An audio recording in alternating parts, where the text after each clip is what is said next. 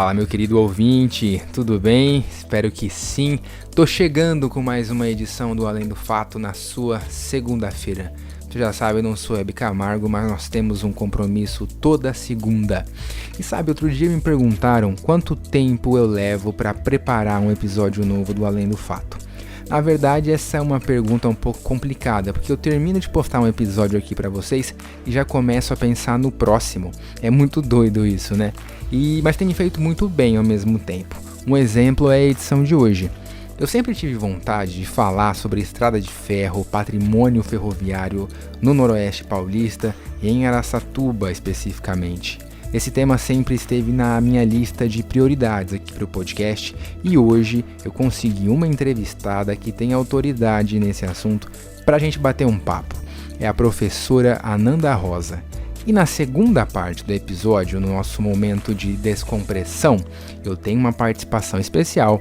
Pela primeira vez eu trago um convidado para a gente conversar, trocar figurinhas, e o tema é a maior festa do cinema mundial, a festa do Oscar que aconteceu ontem. Os vencedores mereceram, teve zebra, onde você pode assistir aos filmes que foram indicados. Se preparem que vocês vão gostar da minha conversa com o jornalista João Marcelo Moraes. E vamos logo começar o episódio de hoje, vamos começar a nossa viagem pelos trilhos dessa vez. Eu preparei aqui, fiz uma reportagem, um apanhado sobre a situação de um local emblemático em Araçatuba, o Centro Cultural Ferroviário, que faz parte dessa memória ferroviária da cidade.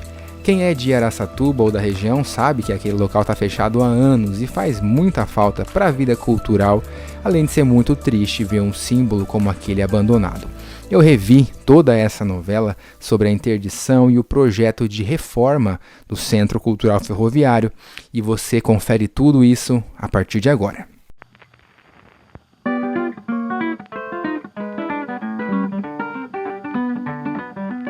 O que uma pessoa que espera por atendimento do lado de fora do pronto-socorro municipal de Araçatuba, um motorista parado no semáforo da Rua Tupi e um cliente das lojas Avan têm em comum? Todos eles dão de cara com o prédio do Centro Cultural Ferroviário.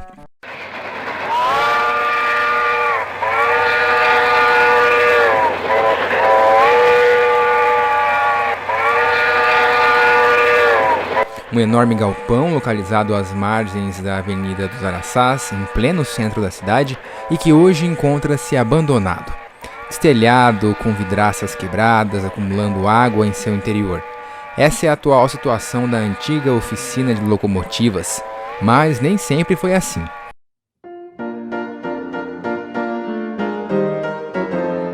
Araçatuba, como outras dezenas de cidades da região, surgiu junto ao traçado da Ferrovia Noroeste do Brasil, a NOB. No dia 2 de dezembro de 1908, os trilhos alcançaram o que viria a se tornar a cidade. A antiga oficina das locomotivas, que nós conhecemos hoje como Centro Cultural Ferroviário, é um dos prédios mais significativos do período em que os trilhos da estrada de ferro eram sinônimo de desenvolvimento e riqueza. No YouTube é possível encontrar gravações de eventos realizados no Centro Cultural. Um exemplo é o Festival Galpão Ferroviário, postado pelo canal Evia67.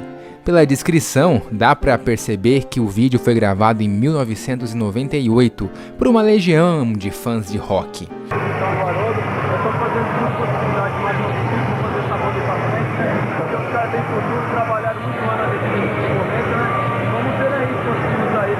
As imagens são precárias, mas dá para perceber aqui um grupo bastante entusiasmado e jovens que chegavam até a bater cabeça ao som de rock na terra da música caipira. Eu mesmo, olha só, tenho uma lembrança bastante distante daquele Centro Cultural Ferroviário. Eu me lembro de ter acompanhado os meus pais e a minha avó durante um culto do telepastor R.R. Soares e seu Show da Fé.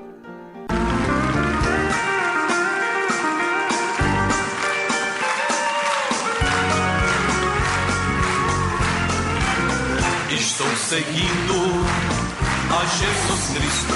Isso mostra o quanto o Centro Cultural Ferroviário era eclético, né? E recebia os mais diversos eventos. Ele foi interditado em 2009 na gestão do então prefeito Cido Sério, do PT.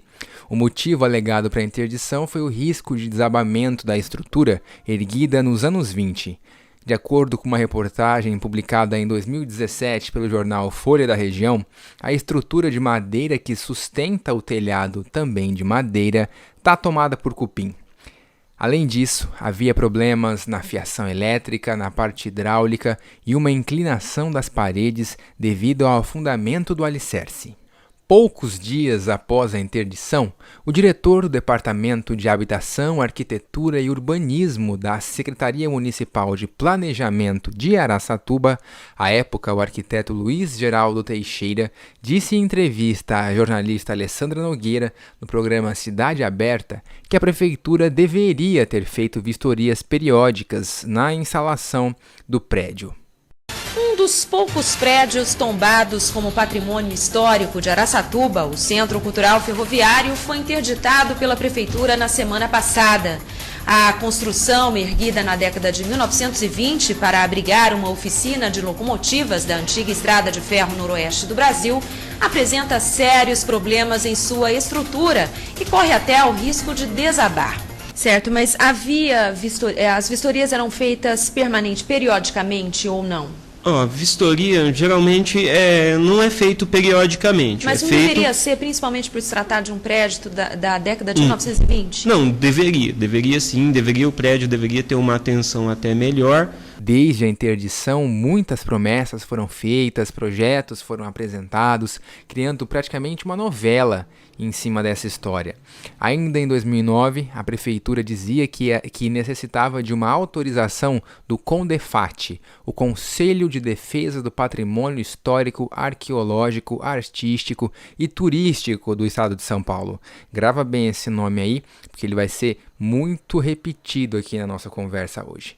Em meados de 2017, moradores e empresários da região, em que está localizado o Centro Cultural Ferroviário, entraram com uma representação contra a prefeitura devido ao abandono no prédio e em seu entorno. E outro prédio abandonado em Araçatuba também está sendo alvo de uma representação feita pelo Ministério Público.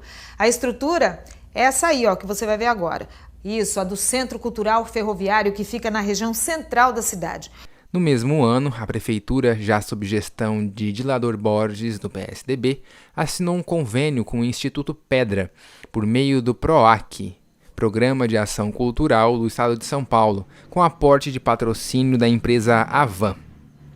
Em 2018, avançando aí na nossa linha do tempo, quase 10 anos depois da interdição, foi feita uma audiência pública na prefeitura sobre o projeto de revitalização. A gente até tem aqui o trecho de uma fala da então vereadora Tiesa, hoje secretária de Cultura de Araçatuba. É um projeto que eu tenho paixão verdadeira, porque eu sou de Araçatuba. Esse Centro Cultural Ferroviário e a antiga oficina de locomotivas faz parte da história de todos os araçatubenses e de todos que moram aqui nessa cidade. Um lugar privilegiadíssimo. Então, aquilo recuperado, com certeza a cidade vai ganhar um grande cartão postal. Sou muito grata ao pessoal do Instituto Pedra, ao pessoal da Secretaria da Cultura.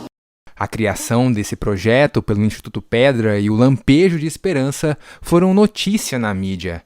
O SBT Interior deu destaque à ação. E olha, em Araçatuba, uma dessas histórias longas de obras que parecem não ter fim pode estar chegando a uma solução. O Instituto Pedra, que é especializado na recuperação de patrimônios históricos, criou um projeto para o Centro Cultural Ferroviário que está fechado há vários anos. Quando todo mundo acreditava que a obra iria começar, a imprensa regional noticiou que o Estado estava emperrando o início das obras. A jornalista Manu Zambon, do Hoje Mais Araçatuba, escreveu: o projeto arquitetônico de restauro do Centro Cultural Ferroviário de Araçatuba está parado na Unidade de Preservação do Patrimônio Histórico da Secretaria de Cultura e Economia Criativa do Estado de São Paulo desde fevereiro de 2019. Por se tratar de um edifício tombado pelo CONDEFAT, é necessário obter deste órgão a aprovação do projeto arquitetônico. Ainda segundo a matéria do Hoje Mais, a demora pode ter sido ocasionada pela pandemia de Covid-19, que afetou os serviços públicos. O investimento previsto inicialmente é de R$ 500 mil. E desde então, o projeto de revitalização do Centro Cultural Ferroviário encontra-se na mesma, melhor, continua parado e a gente sem perspectiva de avanço nessa história. O Centro Cultural não é importante apenas do ponto de vista histórico, mas também como centro de difusão de cultura. Araçatuba não tem nenhum centro de eventos, enquanto que, mesmo com outra finalidade, cidades como Birigui já planejam espaços nesse sentido.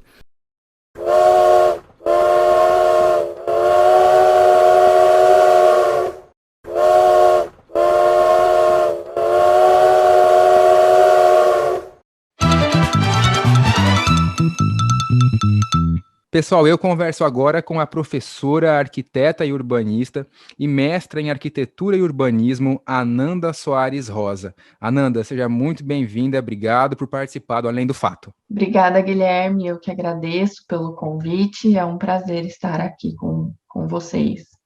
Obrigado. Ananda, vamos começar tentando trazer esse tema da preservação para mais perto de quem está ouvindo a gente.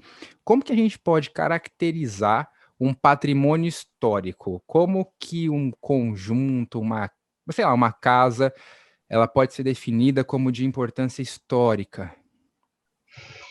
Quando eu falo sobre patrimônio, né, seja ele ferroviário ou não, né, já que a gente vai entrar nessa pauta hoje, é muito importante a gente falar sobre memória, sobre identidade e sobre principalmente, né, um simbolismo que isso tudo caracteriza.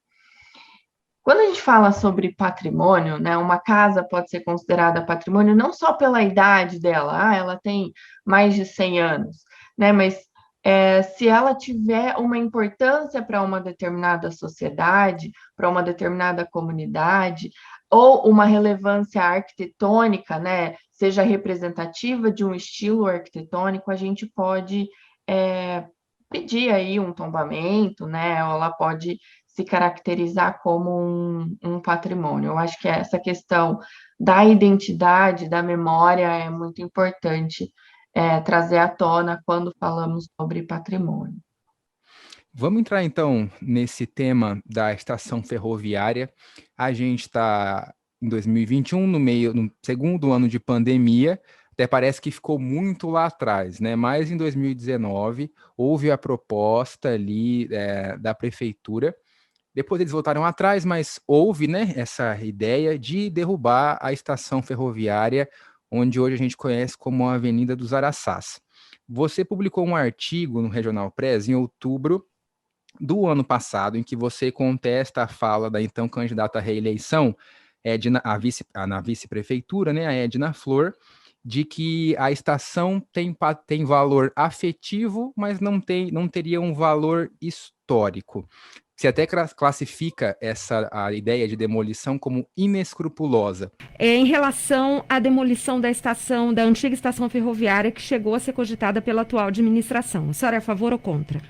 Olha, eu gostaria de conversar com a Câmara Técnica, tá? Por quê? Porque é uma questão de urbanismo da cidade, a gente não tem uma opinião formada sobre tudo. O que eu sei, que eu já ouvi de técnicos, é que aquele prédio, ele não tem um valor, ele tem um valor afetivo para todos nós, eu mesma andei de trem ali, né, esperar meus avós, então tem um valor afetivo, mas ele não é um projeto arquitetonicamente histórico, cultural. Então, eu gostaria de ouvir a Câmara Técnica.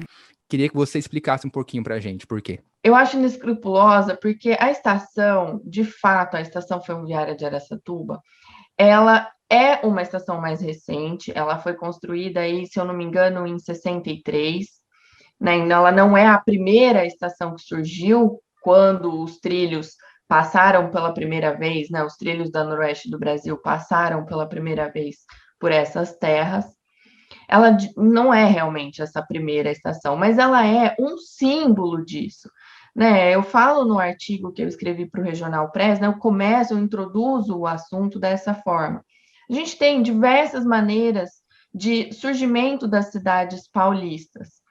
né? A gente tem as primeiras cidades ali mais próximas do litoral, que foram as primeiras, depois foram cidades que surgiram por causa de bandeirantes, cidades que surgiram por causa dos jesuítas, cidades que surgiram por causa das ferrovias, que eram as chamadas ferrovias cata-café, né? E Araçatuba surge num momento, não é mais nesse momento de ferrovia cata-café, porque a noroeste do Brasil ela tem um outro viés, ela é diferentemente das outras, da Sorocabana, da Mogiana, né? Ela não vem para Catacafé, ela vem num sentido estratégico de ocupação do território, né? E a noroeste do Brasil implanta ali na região, né, da região dos Araçás, e é por isso que a gente tem esse nome, implanta um vagão leito, um vagão que era o começo dessa cidade, né? Foi desse vagão que surgiu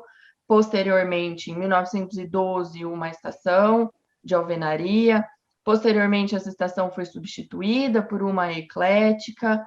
E aí, né, substituíram de novo por essa estação que está lá presente na Avenida dos Araçás, naquele complexo ferroviário.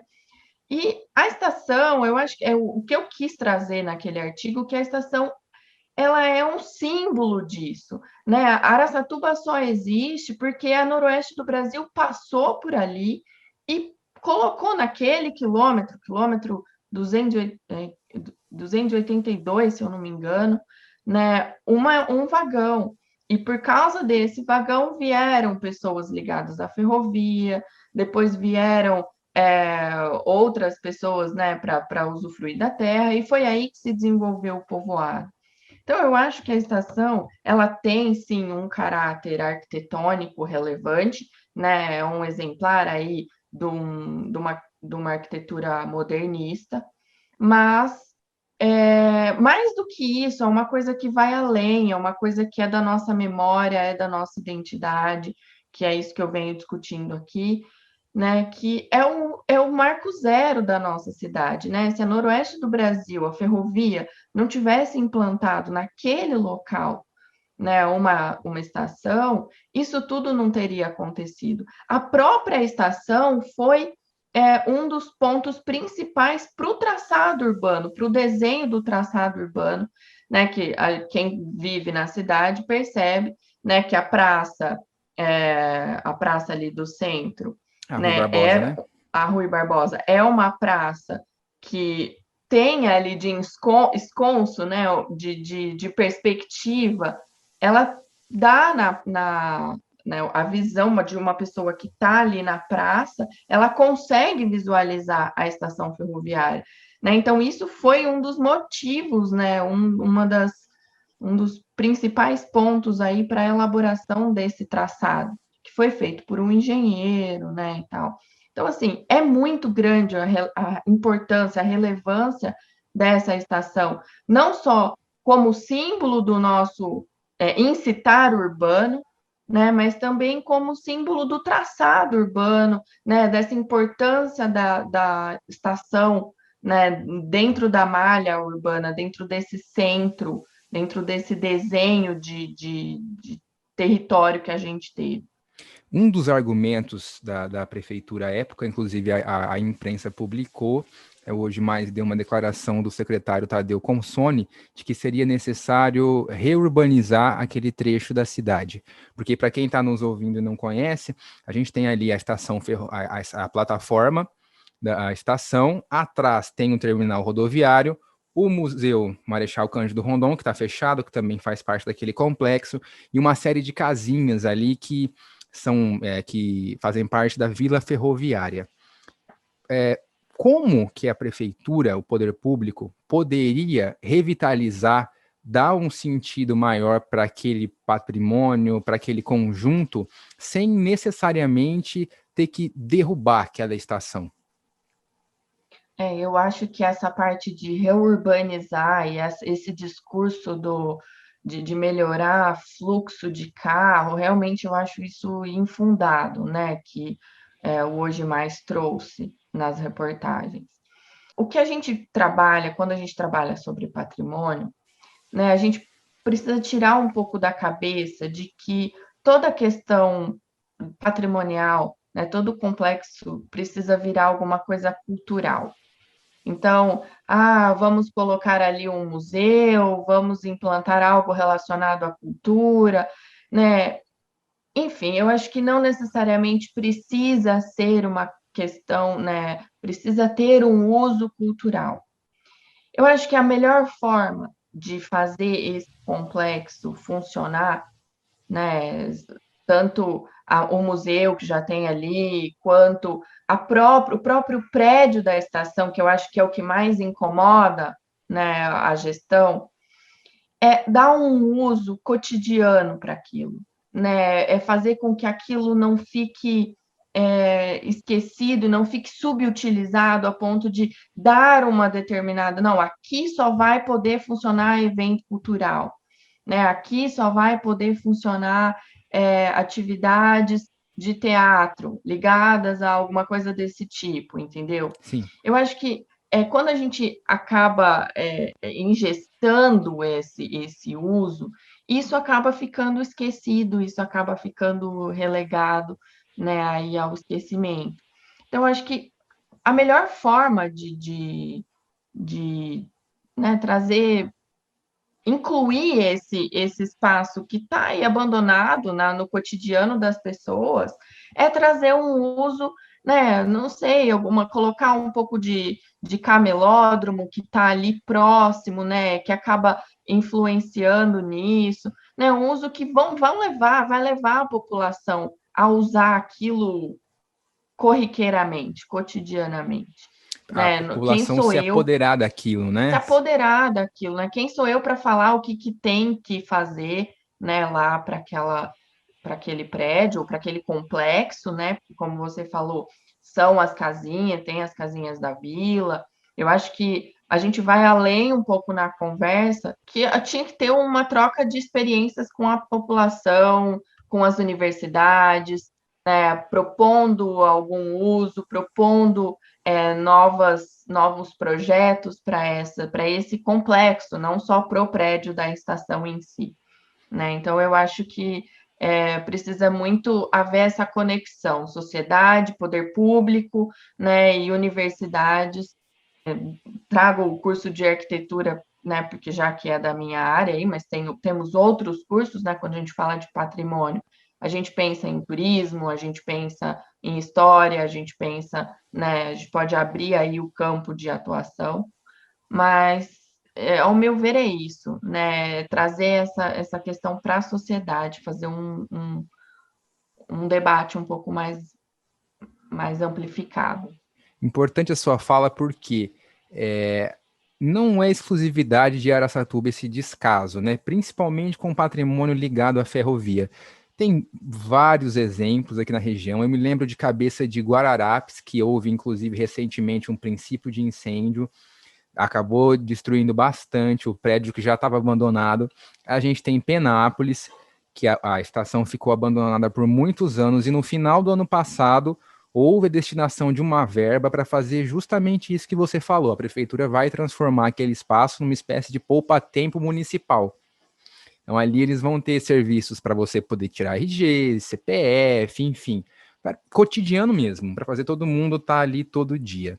Mas falando dessa questão, no seu artigo você descreve várias cidades que, a partir de Bauru, foram fundadas ali às margens da estação. O que aconteceu que as cidades, as pessoas, que a gente pode tirar disso, que as pessoas esqueceram, né, deixaram de lado os trilhos?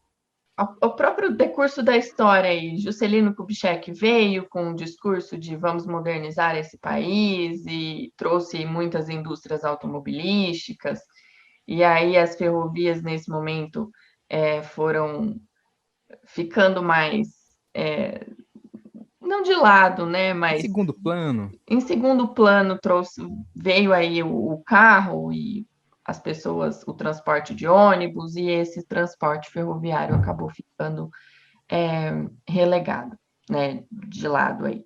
Eu acho que a retirada, acho que um dos grandes motivos disso, né, as pessoas não sentirem falta do barulho do trem, né, veio já com essa retirada dos trilhos dos centros das cidades, das grandes cidades também, né, até Campo Grande, participei de um evento esses dias atrás sobre a ferrovia no Mato Grosso do Sul, e um dos palestrantes estava falando que sentia falta daquele barulho do trem, do próprio barulho do carro passando, né, pelos trilhos do trem, quando passava ali pelo centro da cidade. Eu acho que isso ajudou, né, o que não é visto não é lembrado, né, tem muito isso. Então, acho que fez parte da história, né, da evolução, o carro veio, o transporte de passageiros de trem acabou, eu mesmo nunca andei de trem de passageiros, né, andei em outros países, mas a Maria Fumaça, essa que as pessoas mais antigas falam que cruzaram aí de Bauru a Campo Grande, enfim, de Campo Grande para o Rio de Janeiro, seguiam só nos aí livros, né? Só nos livros, mas quem viveu isso e quem realmente era apaixonado por essa história, eu acredito que não pode deixar essa memória morrer, né? A gente volta nesse assunto da memória.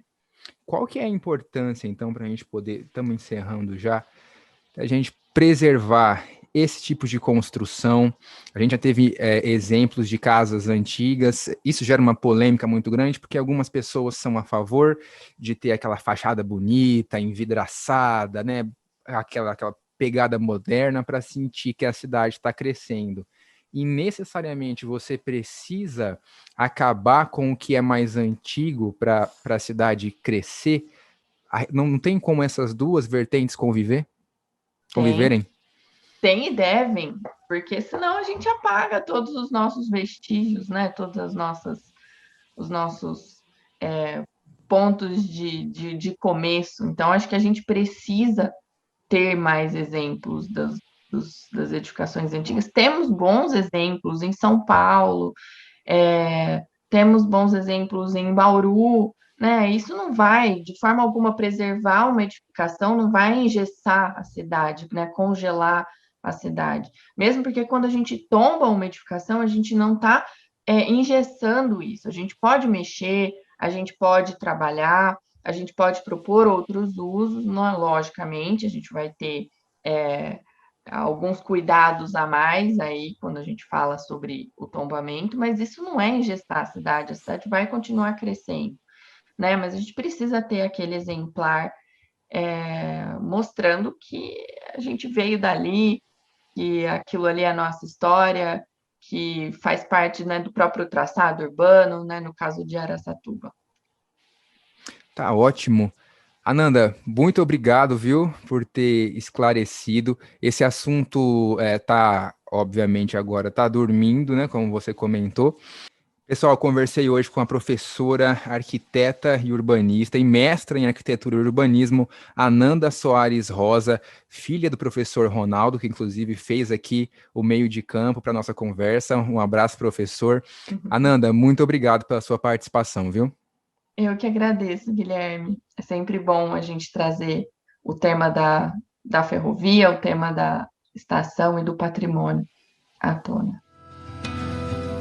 Lá vai o trem com o menino, lá vai a vida rodar, lá vai ciranda e destino, cidade, noite, agitada.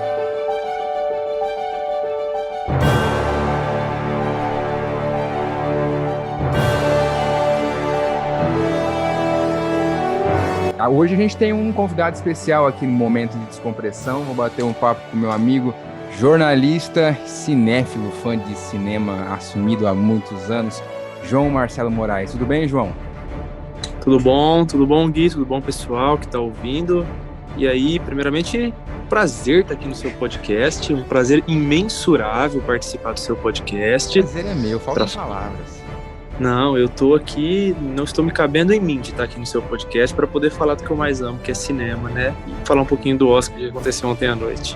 A gente está gravando, pessoal, você que está ouvindo, vai ouvir na segunda-feira, a gente está gravando imediatamente após o final da cerimônia. João, faz um panorama. O que você achou dessa cerimônia nesse ano atípico para o cinema?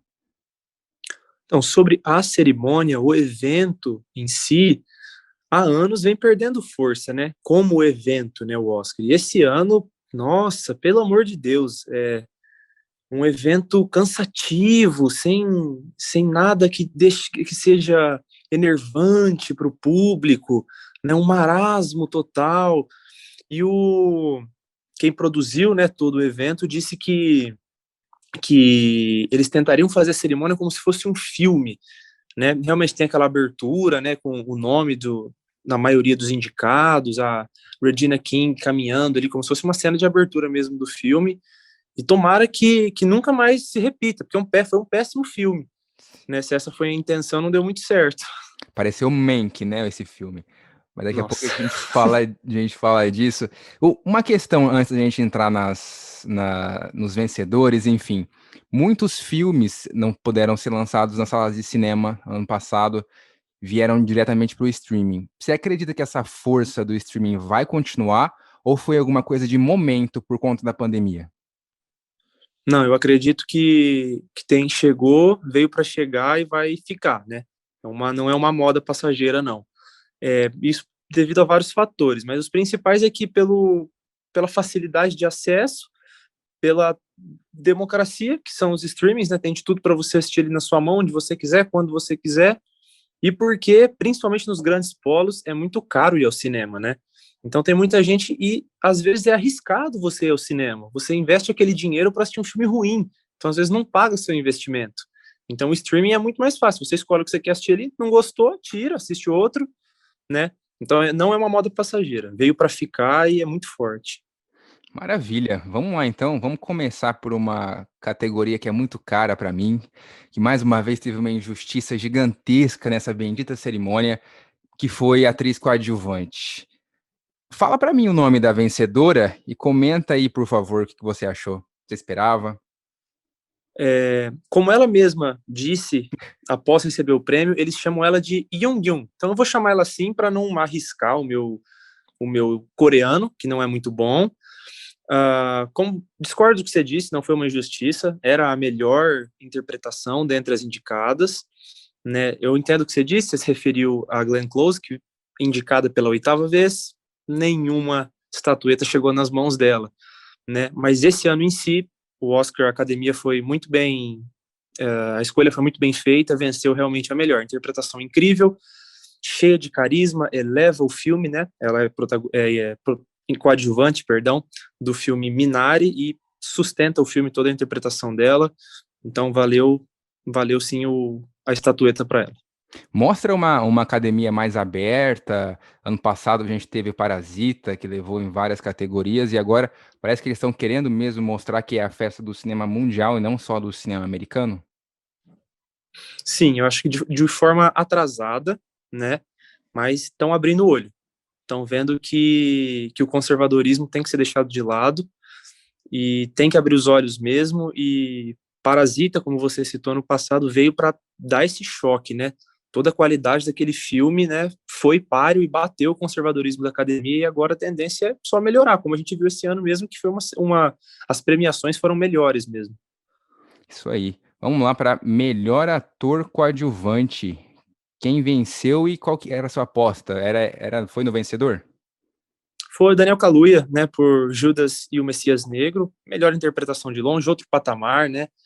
Ele interpreta ali o Fred Hampton, né, o líder dos Panteras Negras lá de Chicago, e é uma coisa de louco a interpretação dele, assim, né? É instigante, você sente aquele poder, aquela imposição de voz, aquela imposição física do ator, e quando ele começa a discursar, você tem vontade de mudar o mundo, você pensa, nossa senhora, esse cara me motiva a mudar o mundo mesmo, né? E então, sim, mas essa era mais certeira mesmo, né? E sim, acertei a aposta.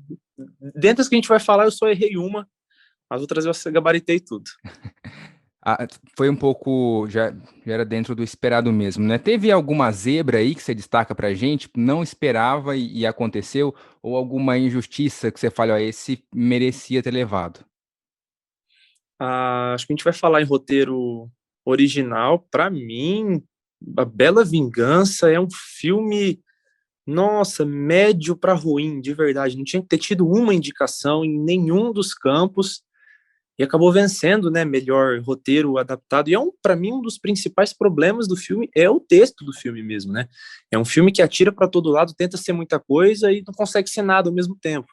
Ele tenta ser um filme de ação, não consegue. Tenta ser um filme socialmente relevante, não consegue porque não aprofunda no seu discurso. Então, tenta ser um filme de investigação, né, de mistério, para você saber o que descobriu ali no background da protagonista. Também não consegue, porque em 10 minutos de filme ela já te entregou tudo, né? E tem não vou entrar em mais méritos assim aprofundados, né, para as pessoas assistirem o filme, mas ele não tem um furo de roteiro, ele tem uma cratera de roteiro, né? Quem assistir vai entender o que eu tô falando. Então, para mim, todos os indicados mereciam vencer muito mais que a Bela Vingança. Bela Vingança não merecia e levou. Teve algum que não levou em alguma categoria e você acha que merecia? Complicado, porque é difícil, porque foram muito boas as premiações mesmo.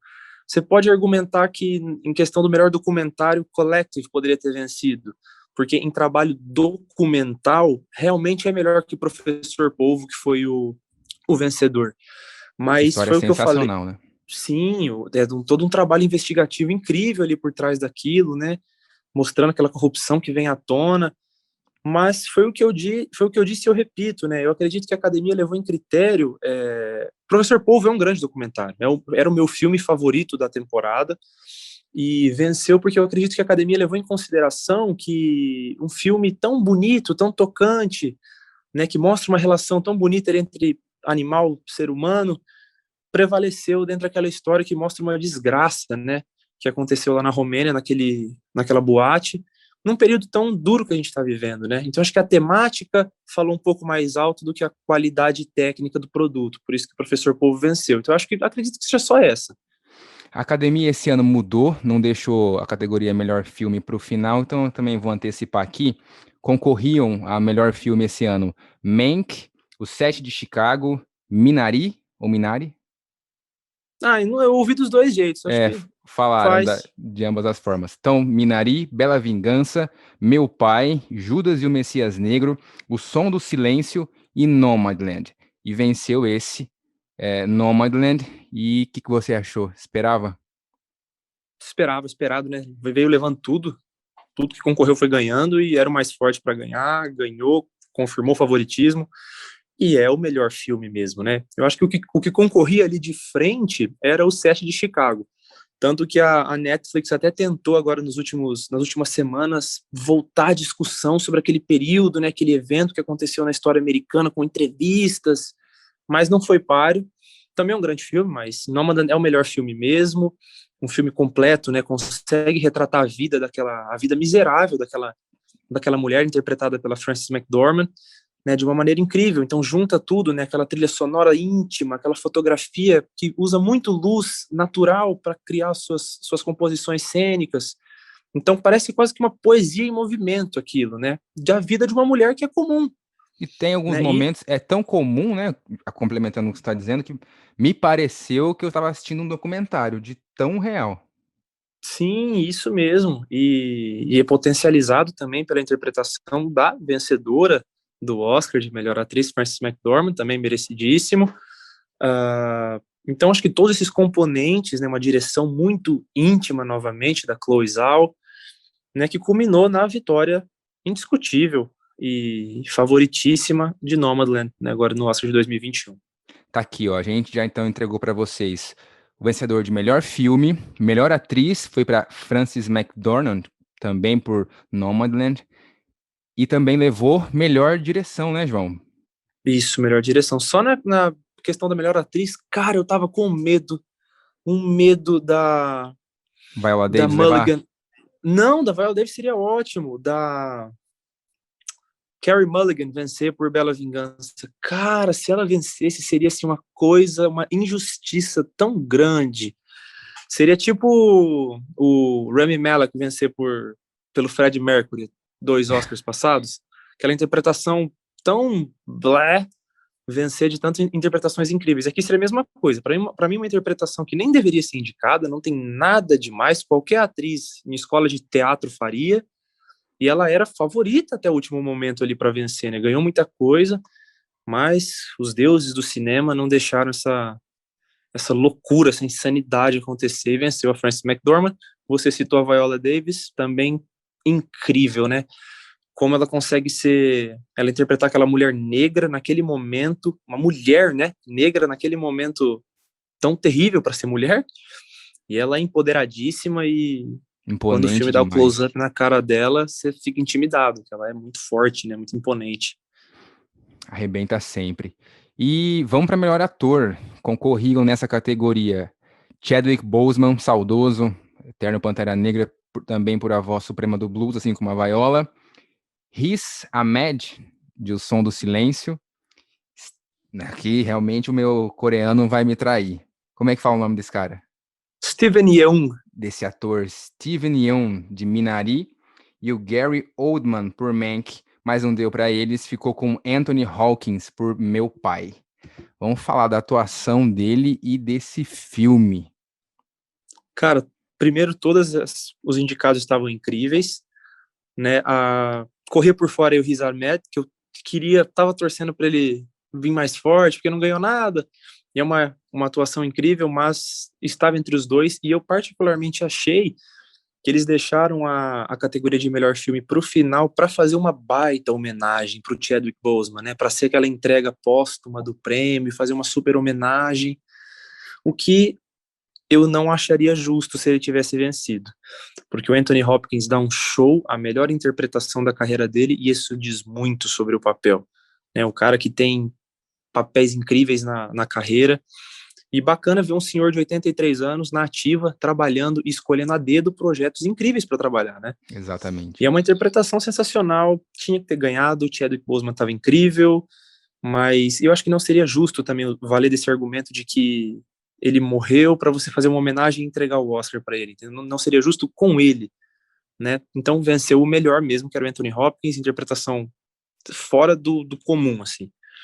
Né? É muito significativo isso, né? Você vê um homem de 83 anos ainda ter bons papéis, porque a gente, fazendo uma analogia com o Brasil aqui, a gente não é uma indústria, a gente não faz cinema, mas a gente faz muita novela, por exemplo, e os atores já idosos reclamam que não tem papéis à altura, né? E aí você vê o Anthony Hopkins ganhando um Oscar por desempenho fora de série.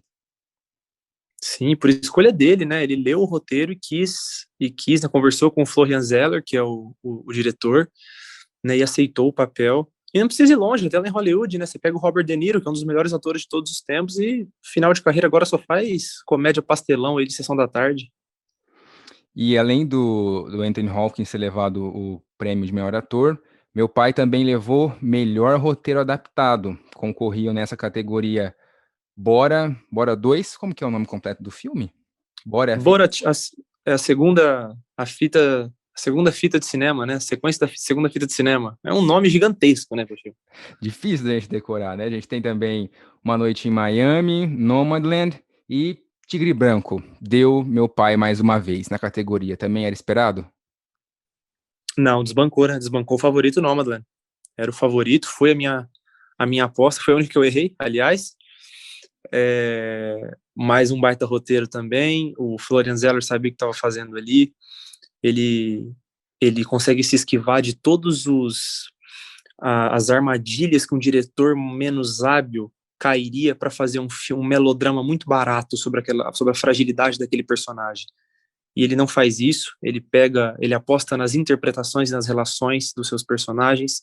A aposta se paga, tem um filme sensacional, um roteiro sensacional. E desbancou para mim, eu ainda acho o Nomadland melhor, o roteiro adaptado de Nomadland é melhor, a adaptação que a Chloe Zhao fez, né, de pegar aquele livro que são relatos de vários personagens, de várias pessoas sobre aquela vida nômade e canalizar tudo na personagem da Frances McDormand, ficou, como é que eu posso dizer, eu acho que alavancou ainda mais, potencializou a interpretação dela. Por isso que eu acho que deveria vencer o Oscar, mas não é uma injustiça, né? É uma zebra que venceu. No geral, dá para dizer que Foram prêmios bem distribuídos, então, nessa noite. Sim, prêmios bem distribuídos e esperados na maior parte da cerimônia. Não teve nenhuma surpresa muito grande, nenhuma decepção muito grande, apenas a Glenn Close fazendo aquela dancinha. Que vergonha, né? Depois de perder 8 estatuetas, cara, você dança, você faz o quê, né? Queria que você repetisse. Você nem vai. Você nem vai.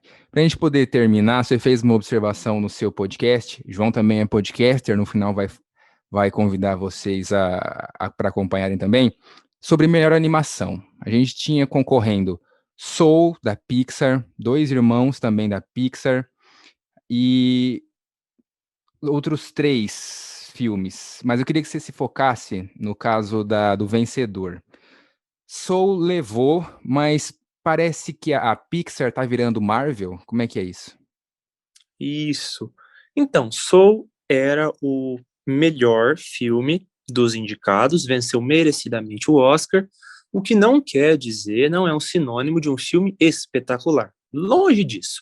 Soul, traçando o paralelo que você disse sobre Pixar e Marvel, primeiro eu só queria falar que é um absurdo, né, ter 2 filmes da Pixar concorrendo na mesma categoria, daqui a pouco vão ser os 5, né, se continuar nesse ritmo, mas traçando o paralelo entre Pixar e Marvel é isso, a Pixar conseguiu fazer uma fórmula que funciona, assim como a Marvel, né, e, como eu disse, funciona, vende, a crítica gosta e o público gosta, que é aquela fórmula, para quem não está familiarizado, é sempre a mesma coisa, aquele personagem frágil ou indefeso, que tem que passar por um território ameaçador ou hostil, ou muito longo, né, para chegar em algum lugar e pegar alguma coisa ou fazer alguma coisa que não interessa. Então, todos os filmes são assim com uma mensagem de fundo.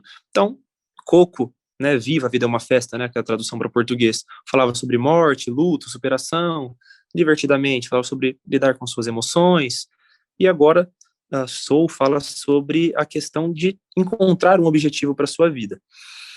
O que a gente consegue notar nesse filme é que ele dialoga menos com as crianças, né? O que não quer dizer que a animação é feita para criança, mas grande parcela do público que vai ao cinema ver uma animação é o público infantil. E esse filme dialoga muito pouco, né? Eu acho que a reflexão que o filme gera é maior que a aventura que o filme passa, né? Mas mesmo assim, é um filme bem feito, né? Uma animação bem feita, o trabalho de voz do Jamie Foxx, eu sempre falo, né? Assista o filme áudio original, pelo amor de Deus, mesmo sendo animação.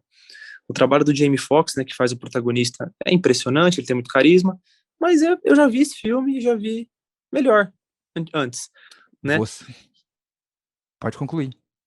Não, era só isso. Então, mereceu vencer porque era o melhor, mas não é um filme incrível, não vai mudar a vida de ninguém.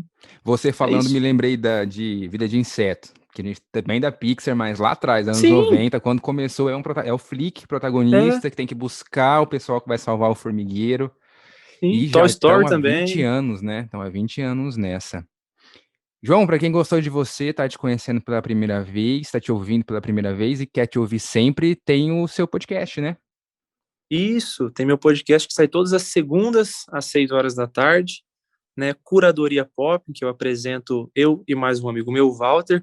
Então a gente fala tudo que essa cultura que a gente ama tanto engloba, né, cinema, séries de TV, quadrinhos, mas é mais focado para o cinema, né, que a gente tem mais pautas, né, para falar. Então quem gosta da segunda-feira, a gente já tem 2 episódios, né, qualquer plataforma de áudio vocês encontram, fica o meu singelo convite para vocês, se quiserem acompanhar. E você no Instagram, @João_M_Moraes23. Maravilha, João. Pessoal, conversei hoje com um jornalista cinéfilo, meu amigo João Marcelo Moraes, que aceitou bater esse papo rapidinho, sem entregar muitos spoilers para vocês. A intenção era mais instigá-los, fazer com que vocês assistam a esses filmes. Obrigado por ter aceito o convite. Imagina, sempre um prazer. Sempre que precisar, você tem meu WhatsApp, eu sempre respondo rápido. Felizmente.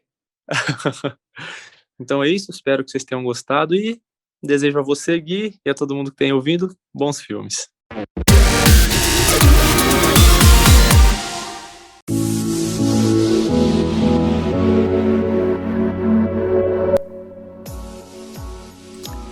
E essa foi a edição de hoje do Além do Fato. Esse episódio ficou um pouquinho maior, né, do que é de costume, mas eu espero que vocês tenham gostado. Tentei explicar um pouco a importância do patrimônio ferroviário na nossa cidade e ainda trazer a participação do meu amigo jornalista João Marcelo Moraes para a gente falar sobre o Oscar, dar dicas para quem não assistiu, enfim, poder conferir tudo que tem obras muito bacanas.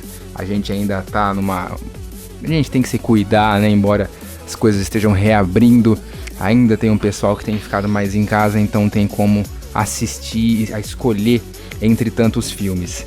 Nesse episódio, você ouviu áudios do SBT Interior, da Folha da Região, também do programa Fala Tudo, da jornalista Alessandra Nogueira, da Band FM, e do canal da ex-vereadora Tiesa no YouTube.